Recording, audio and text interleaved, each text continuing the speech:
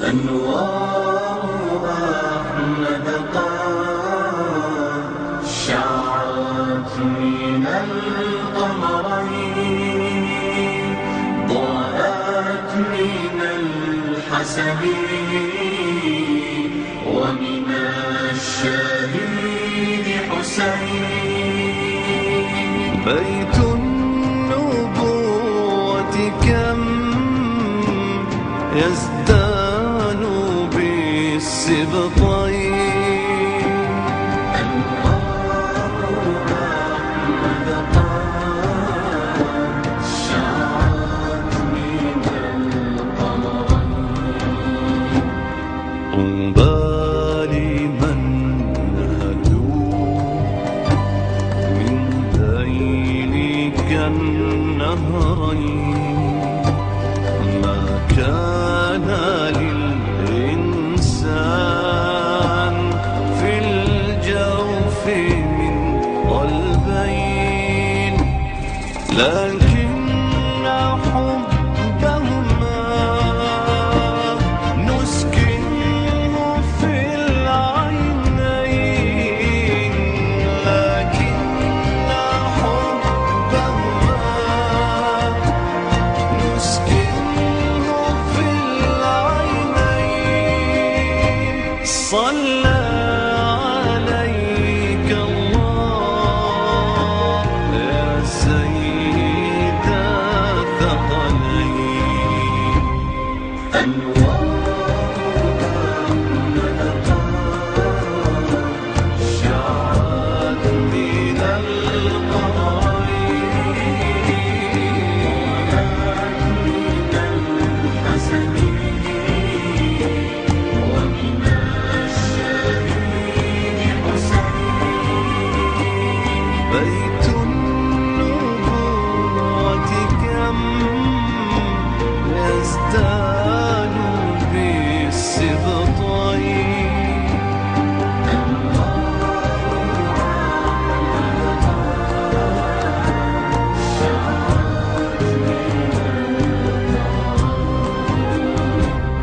وكذا على الحسن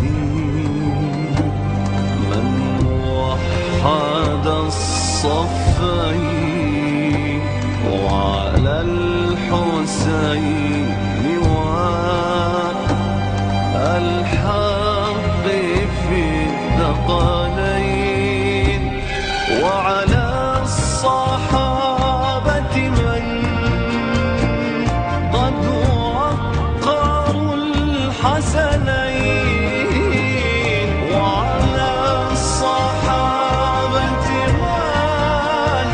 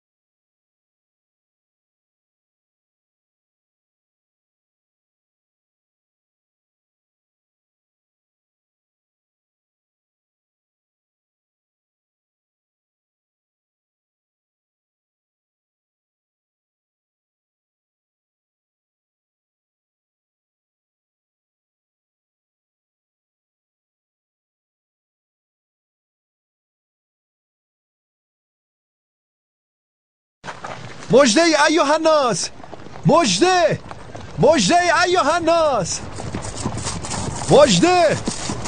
چه شده ای خراس؟ با علی ابن ابی طالب بیعت کردند. چه وقت؟ تمام صحابه در مسجد هستند و با او بیعت می کنند. بنابراین صحابه تصمیم خود را گرفتند. دیگر چه می‌خواهی؟ چه می‌خواهی ای اشتر؟ همانا خداوند عزوجل کتاب هدایتگری نازل نمود که در آن نیک و بد را آشکار ساخت. نیکی را گرفته و بدی را رها کنید. واجبات الله عزوجل را ادا نمایید تا به بهشت وارد شوید. همانا خداوند چیزهایی را آشکارا حرام گرداند و حرمت مسلمان را بر همه حرمتها برتری بخشید و بر اخلاص و وحدت مسلمانان تأکید نمود. مسلمان کسی است که مسلمانان از دست و زبانش در امان باشند مگر در اجرای حق.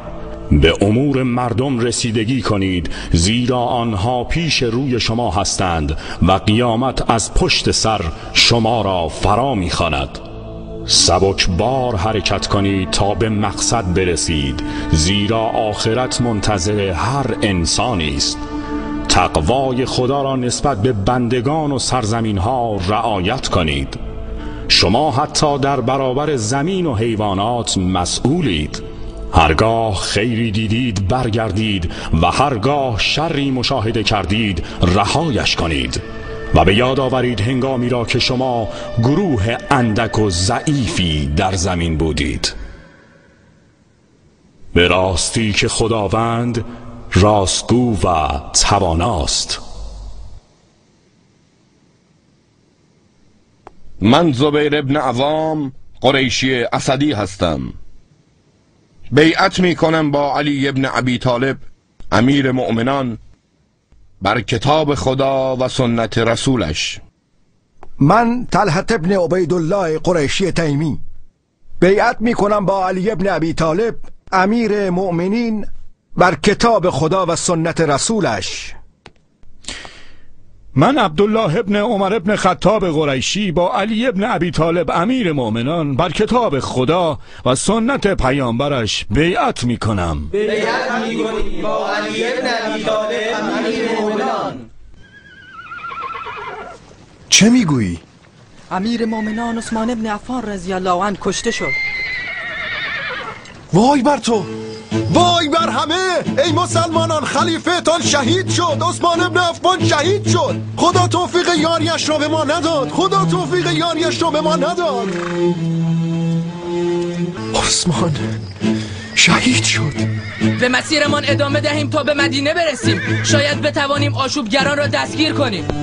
نه، باید به شام بازگردیم و ببینیم امیرمان معاویه چه صلاح می‌بیند. بروید. دلم میگفت آنها شهیدش میکنند. خدا امیر مومنان را رحمت کند. با جان خیش فتنه را دور کرد. از خدا میخواهم که او را در بهشت کنار رسول الله و دو یارش قرار دهد. باید هرچه سریعتر برگردیم عبدالرحمن. میترسم نتوانیم با شما بازگردیم. چرا؟ مادر مؤمنان قسم خورده تا قاتلان عثمان در مدینه هستند وارد آنجا نشود. به مکه باز خواهیم گشت. هرچه مادر مؤمنان اراده کند. تسلیت ما را به فرزندان عثمان و خانوادش برسان و به همه صحابه انشاءالله.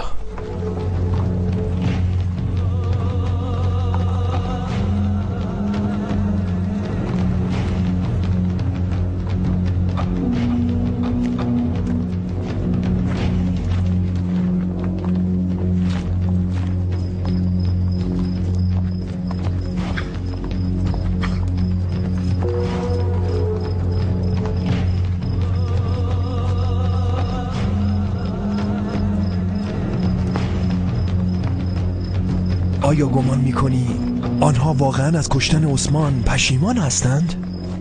میدانی مشکل عرب ها چیست؟ نه. مشکلشان این است که عرب هستند. اگر پیامبر بین آنها نمی آمد همانطور متفرق و از هم گسسته می ماندند و یکدیگر را تار و مار می کردند. اگر محمد نبود، دین جدت اسرائیل در هر خانه رسوخ می کرد. این شروع باران است خراس، شروع باران پسرمو. این لباسی است که عثمان در آن شهید شد. خونش هم روی آن ریخته. در آن انگشتان همسرش نائله دختر فرافزه نیز هست.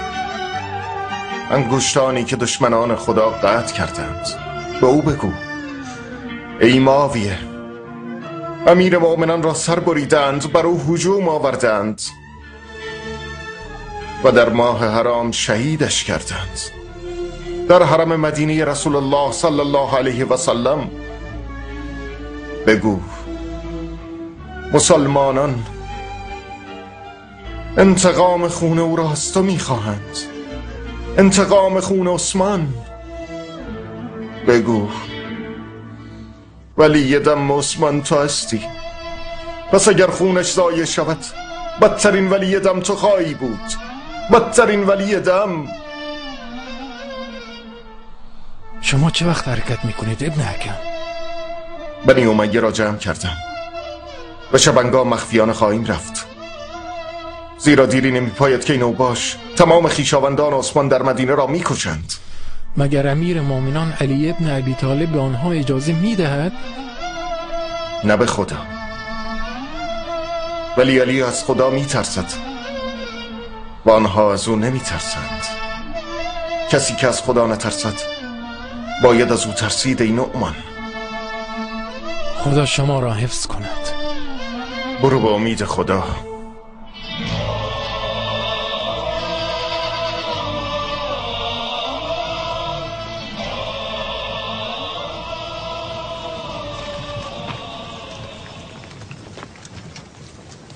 تو پسر ابوبکر هستی؟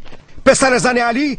تو هیچ سنخیتی با آنها نداری. رهایش کن ابا محمد، رهایش کن.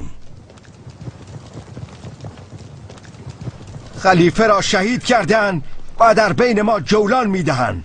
گویی مدینه ملک آنان گشته است. خودت را ناراحت نکن ابا محمد، خودت را ناراحت نکن. امیر مؤمنان بر کسانی که در جرم قتل عثمان رحمت الله علیه دست داشتن حد اجرا خواهد کرد. او اکنون منتظر است تا بیعت شهرهای دیگر نیز با او انجام شود. تصمیمی که درباره قصاص گرفته است درست است. مگر نشنیدی که می گفت امور مرتب نیست و برای اصلاحش به زمان نیاز دارد؟ زیرا برخی از آنها در جرم قتل شریک نبودند و به این کار رضایت نداشتند. برخی نیز هنوز شناخته نشدند، برخی دیگر جرمشان ثابت نشده و برخی با خانواده و گروه خود گریختند.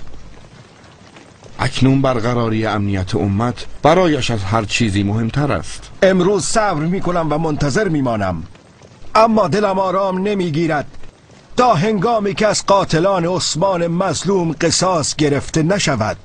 خداوند بهشت برین بدو عطا کند. بر خود سخت نگیر ابا محمد، آرامشت را حفظ کن.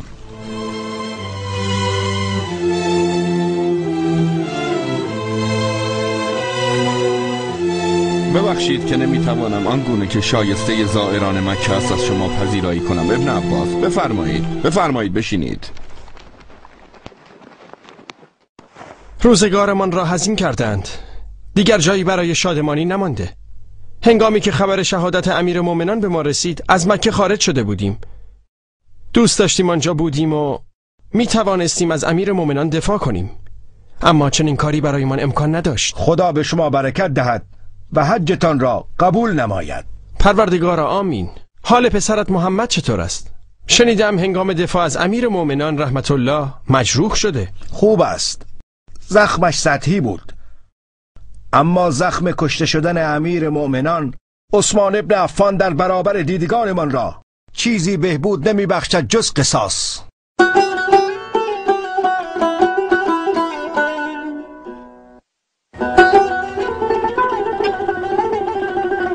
امیر مؤمنان مرا در بصره به جای ابن ابی عامر تعیین نموده است. چه وقت خواهی رفت؟ فردا صبح هنگامی که خانواده‌ام حاضر شدند تا رسیدم از اهل بصره برای امیر مومنان بیعت میگیرم. ابو قتاده انصاری نیز در مکه به جای خالد ابن سعید ابن عاص تعیین شده. عبدالله ابن عباس نیز والی یمن تعیین شده است. از خدا میخواهم تلاش‌های امیر مؤمنان علی برای همه شهرها خیر و خوبی برمغان بیاورد. همینطور میشود انشاءالله. چرا ناراحتی برادر؟ جانم به فدایت. از این بیم دارم خواهر که پدر دقیقاً زمانی خلیفه شد که فتنه ها افزون گشته و کین توزان و ظالمان زیاد شدند و مردم دست دسته شدند. لکن ابو ابوالحسن میداند که چگونه کارها را سر و سامان دهد. سر و سامان میدهد ابن جعفر، ولی سوال اینجاست که چگونه؟ با شمشیر؟ این گونه به خدا قسم انسانهای بیگناهی کشته میشوند. میدانی چه در انتظار پدرم است؟ این امور بر جدمان علیه السلام نیز گذشته است. جدمان با کفار سر کار داشت و دستورات از آسمان برایش نازل میشد، اما اکنون پدرمان با مسلمانان روبروست، در حالی که وحی نیز قطع شده. ای ابا محمد، عمو علی نمیخواست خلیفه شود. با او بیعت کردند تا او را مجبور به این کار کنند. بله بیعت کردند، همه بیعت کردند، همان گونه که با عثمان بیعت کرده بودند.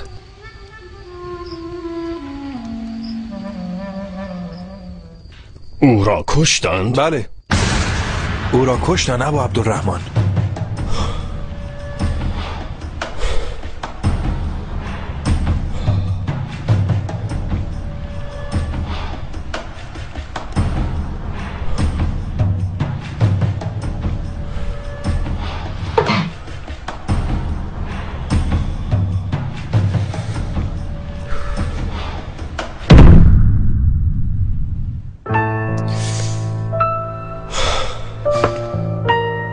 آنها عثمان را کشتند؟ چگونه دلشان آمد؟ چگونه دستشان توانست؟ آیا نترسیدند خدا در زمینشان فرو برد؟ تنهایم بگذارید.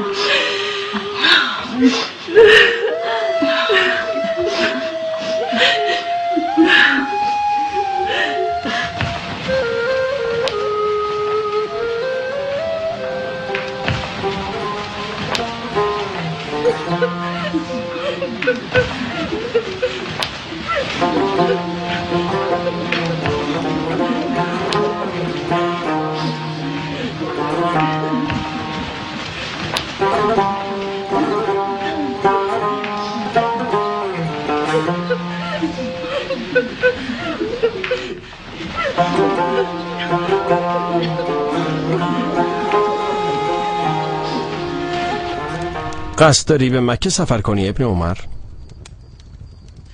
بله ابن عباس، مدینه برایم دلگیر شده، دیگر نمیتوانم اینجا بمانم.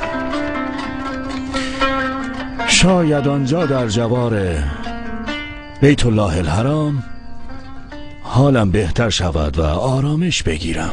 نمیدانم چه بگویم. حال که آرامشت را آنجا میابی برایت آرزوی سلامتی دارم. امیرالمومنین برایم پیام فرستاده که به مصر بروم. مرا امیر آنجا تعیین نموده. میدانم ابن سعد، تو شایسته آنی. خدا یارت باشد. به نظر غمگین میرسی ای ابا محمد. به خدا قسم فتنه به نهایت رسیده. امیدوارم خداوند متعال امیرالمومنین را از چنگال آن نجات دهد. ابوالحسن مرد روزهای سخت است ای حسن. تو را به خدایی می سپارم که سپرده‌اش را تباه نمی کند. دین و امانت و نهایت کارت را به خدا می سپارم. خدا نگهدار. خدا نگهدار.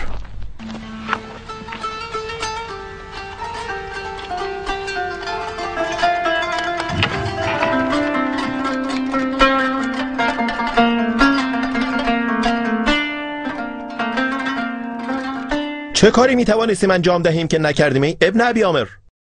مگر مروان به تو نگفت که ما نیز مانند عثمان رحم الله محاصره بودیم؟ محاصره بودید؟ سخنی بگو که قابل قبول باشد. شما در مدینه بودید و می توانستید این آشوبگران را بکشید و از امیر مؤمنان دفاع کنید. آرام باش ابن ابی عامر، آرام باش. امیر مؤمنان خودش به ما دستور داد با آنها کاری نداشته باشیم. ما به فرمان امیر مؤمنان در محاصره ماندیم.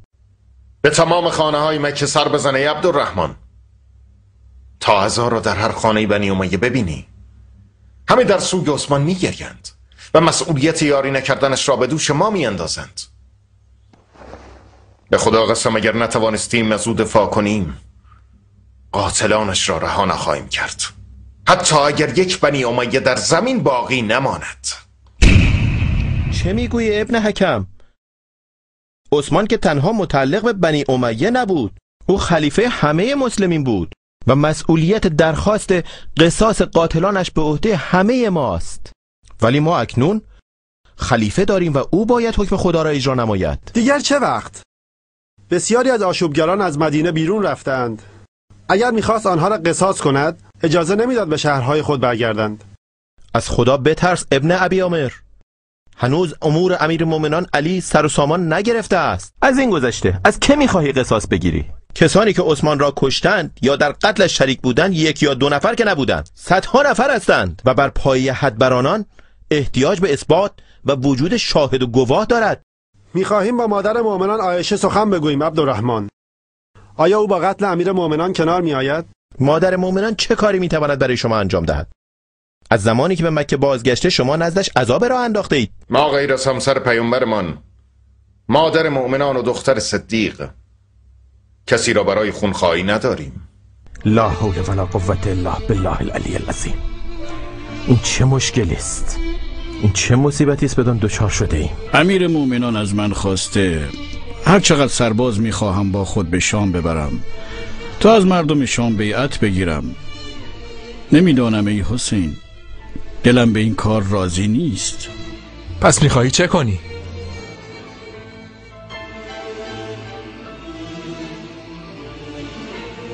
فقط 10 سرباز برای حفاظت با خود میبرم و سعی میکنم دل اهل شام را به دست بیاورم.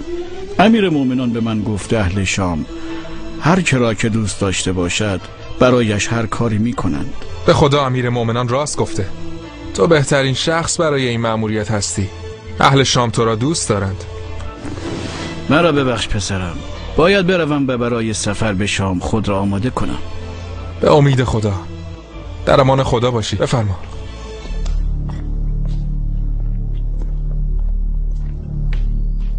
باید خروج یارانمان را از مدینه متوقف کنیم. رفتن آنها به ضرر ماست. ماندنمان در مدینه چه سودی دارد در حالی که مردم از ما خشمگینند؟ دوستان، اگر از مدینه خارج شویم طولی نمی کشد که دشمنانمان امیر مؤمنان را مجبور می کنند از ما قصاص بگیرد. اگر ما قبایلی نداشتیم که بتوانند از ما پشتیبانی کنند چنین کاری را نمی کردیم. به خدا قسم هر کس به خود جرأت مخالفت با علی را دهد او را به نزد عثمان میفرستیمش. میترسم علی ابن ابی طالب جانب آنها را بگیرد. چرا باید جانب آنها را بگیرد؟ ما این کار را به خاطر او کردیم. او مانند تو فکر نمی کند. وقتی اوضاع آرام شود تمام کسانی که در قتل عثمان مشارکت داشتند را قصاص می کند. آفرین بر تو اشتر. بله، صلاح نیست به شهرهای خود بازگردید. اما من هر کاری میتوانستم انجام دادم و با قوم خیش به مصر باز میگردم و اگر هم کسی چیزی را از ما طلب کند ما کاملا آماده هستیم. ولی ما تا وقتی که اوضاع آرام بگیرد از اینجا نخواهیم رفت.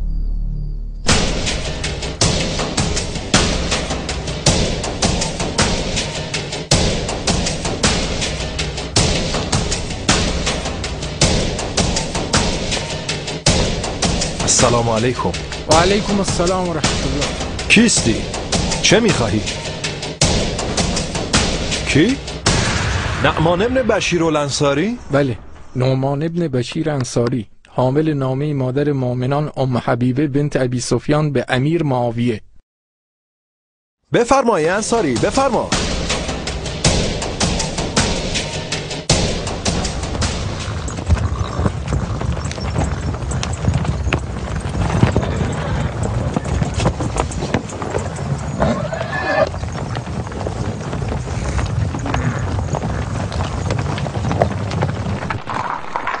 ای مردم، آنها به خانه هایشان باز می گردند، ولی ما مدینه را ترک نمی کنیم تا به قتل عثمان متهم نشویم. درست است. آنها با رفتارشان ثابت کردند که قاتلان عثمان آنها هستند، نه ما. مدینه را ترک نمی کنیم. از مدینه نمی رویم. این وظیفه ماست ای ابن قیس و انجامش می دهیم. السلام علیکم و رحمت الله. و علیکم السلام و رحمت الله و برکاته.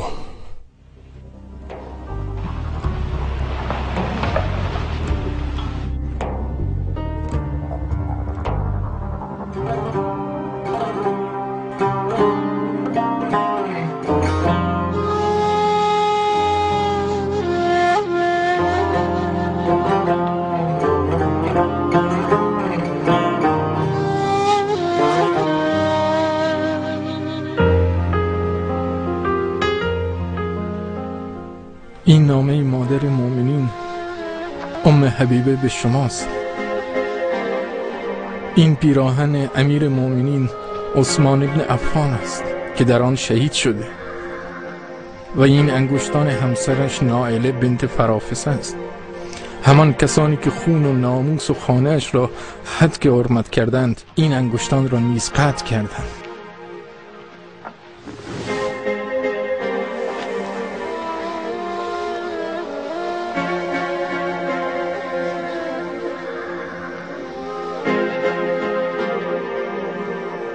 صاحبت کجاست؟ این لباس عثمان است. این لباس خونین عثمان است. به دست ابلهان کشته شد. پیشوایی که ستارگان در برابرش فروتن بودند و خورشید وسط آسمان در برابرشون کسوف بود کشته شد. وای بر من صبحگاهی که جسدش را بر شانه ها حمل می کنند. این پیراهن عثمان است. این پیراهن عثمان است. لباس عثمان است.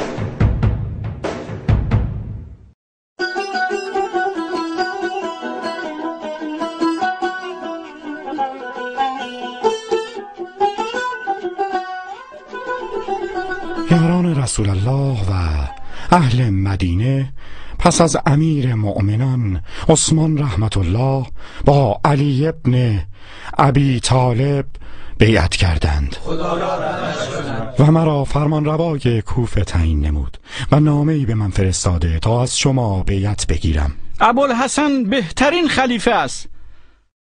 من عدی ابن حاتم طایی از طرف خاندان طایی با علی ابن ابی طالب امیر المؤمنین بیعت می کنم بر قرآن و سنت رسولش. من هانی ابن عروه مرادی از طرف طایفه مرادی بیعت می کنم با علی ابن ابی طالب امیر مؤمنین بر کتاب خدا و سنت رسولش. خداوند می‌فرماید ابرها آب فرو می‌بارند و دره‌ها و رودخانه‌ها را آب فرا می‌گیرد. خداوند وحی خویش را که برای حیات قلب و شنوایی و بصیرت نازل نموده را به بارانی تشبیه می کند که برای حیات زمین فرو فرستاده. قلب ها را به وادی تشبیه می نماید. بنابراین قلب بزرگ گنجایش علم فراوان دارد، همانطوری که وادی گنجایش آب بسیار.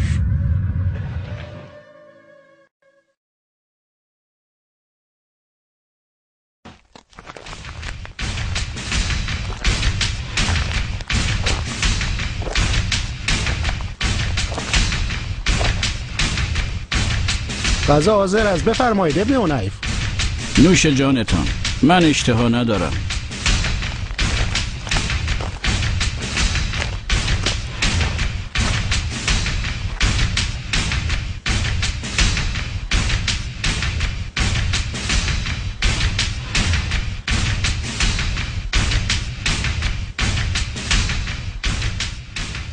آنها مدینه را با وجودشان آلوده کردند. امیر مومنان چه وقت از آنها قصاص میگیرد؟ ابوالحسن اکنون مشغول تعیین فرمان روایانش است. کارش که با آنها به پایان رسید حتما قاتلان را قصاص می کند. به خدا طاقت بیرون آمدن از خانه را ندارم که مبادا این آشوبگران را ببینم. آنها همه جا هستند. چهره عثمان که در خانه‌اش زندانی بود از جلوی چشمانم نمی رود. ای کاش قبل از این که شهید می شد از مدینه رفته بودیم، همان گونه که عمرو ابن عاص و دیگران رفتند. خیلی از صحابه مدینه را ترک کردند تا با این قاتلان همنشین نشوند. آنان را به امیر مؤمنان می سپاریم. می ترسم نتواند از آنان قصاص بگیرد. آنها زیادند. به خدا قسم مسئولیت ابوالحسن خیلی سنگین است. بیم دارم این امر تنها با خونریزی پایان پذیرد. تعدادی از آنان به شهرهایشان گریختند و تعدادی دیگر همچنان در اطراف مدینه هستند. هرچه قصاص به تأخیر بیفتد کار دشوارتر می شود. نمی توانم خودم را ببخشم.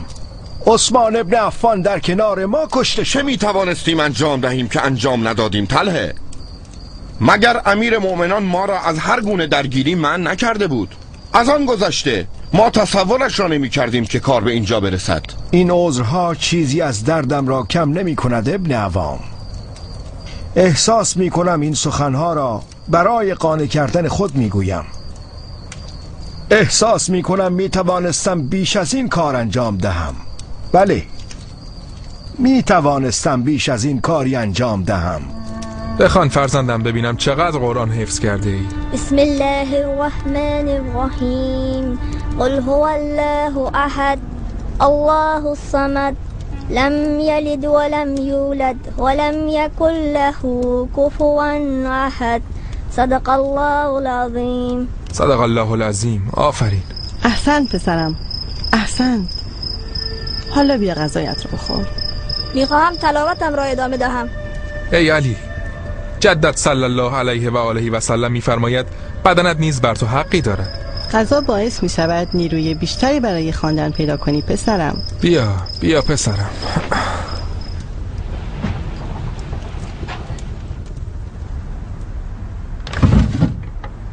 مگر از دست ام المؤمنین عایشه چه کاری برمی آید که گرد او جمع شدند؟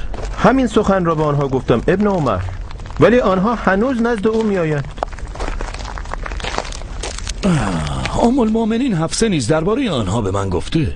آنها نزد او هم رفتند، همچنین نزد ام المؤمنین ام سلمه.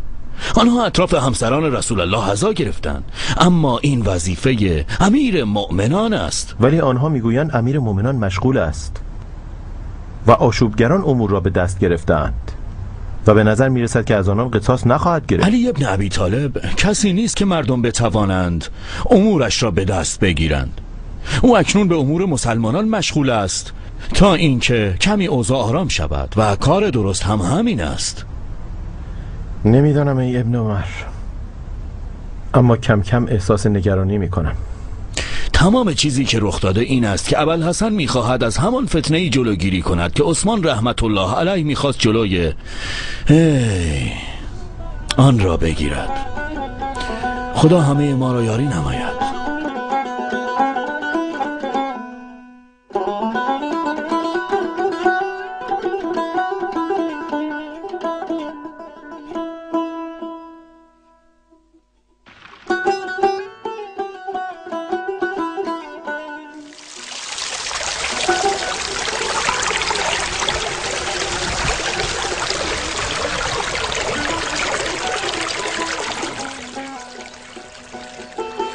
دیر آمدی ای ابا عبدالله.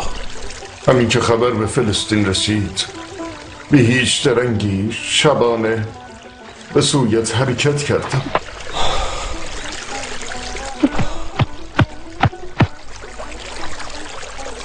آرام باش ابا عبدالله، آرام باش. قاتلان عثمان نمیتوانند فرار کنند.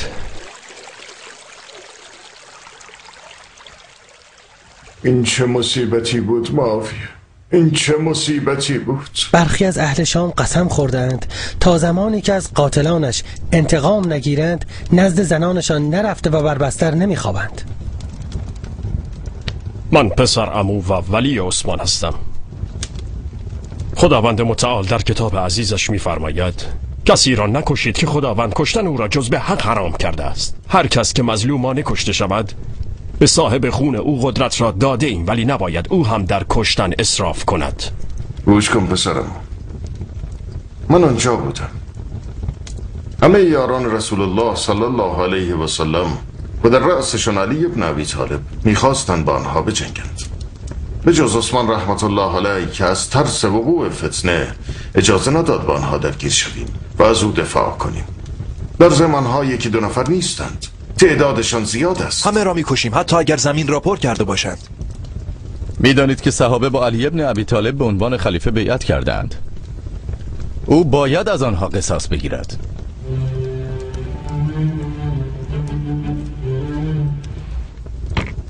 تا زمانی که قاتلان عثمان زنده‌اند با هیچ کس بیعت نمی‌کنند. قبل از کشتن قاتلان عثمان دست در دست هیچ خلیفه‌ای نمی‌گذارم. بله، عثمان مظلومانه شهید شد و برخی از قاتلانش در سپاه علی ابن ابی طالب هستند. آنها قدرت دارند، اگر بیعت کنیم به ما ظلم می‌کنند و خون عثمان هم هدر می‌رود. آنها فقط برای انتقام از بنی امیه عثمان را کشتند. بنابراین بنی امیه گناهکارند اگر انتقام خون پسرعمو و خلیفه خود را نگیرند. گمان نمی کنم علی راضی شود آنها را بکشید مگر با دستور خودش. بنابراین باید قبل از درخواست بیعت از ما از آنان قصاص بگیرد. بله، در غیر این صورت ما آماده کشتن آشوبگران مصر و کوفه و بصره هستیم یکی یکی. هرگاه علی چنین کرد اطاعتش بر ما واجب می شود.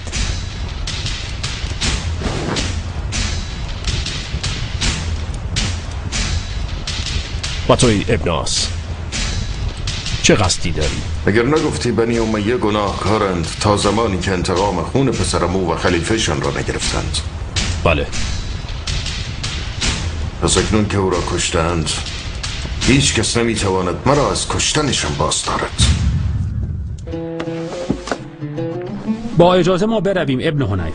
آمده بودیم تا خبر بیعتمان با امیرالمؤمنان علی ابن ابی طالب را به شما بدهیم.